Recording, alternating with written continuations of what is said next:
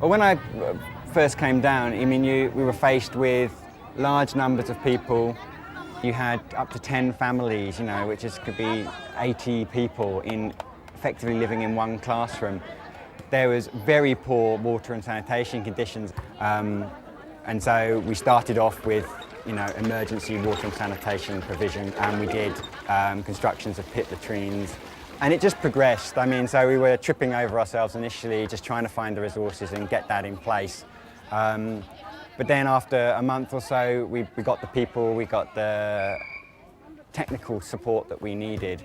And so we developed the health promotion work. We concentrated our water sanitation efforts in the way that they'd be most effective. I mean, this conflict in comparison to East Timor, in terms of the international media and attention, has been non-existent. Yet it's a significant conflict. There was up to 500,000 people displaced at its height, and you still have in the region of 200,000 people displaced within central Mindanao, and that's significant numbers of people who are both being affected in terms of the short-term impact of the conflict on their lives and the risks that they're exposed to, but also in terms of the longer-term impact of this constant displacement and living within the context of war.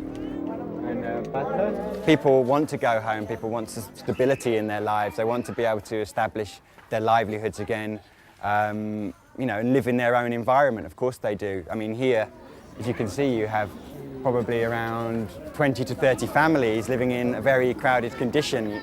And I mean, you just have to imagine that yourself. If you were living in these conditions, what would the issues be for you? You have issues of privacy, you have issues of, you know, limited resources available.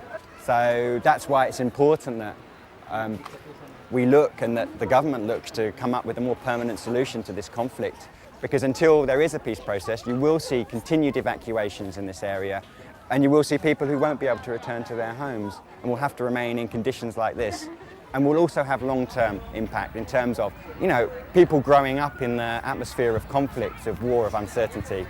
And that, yes, you would think that the natural reaction, particularly of young people, would be that become more militarised in a way, more militant, and that could only lead to a further fuelling of the conflict in the longer term.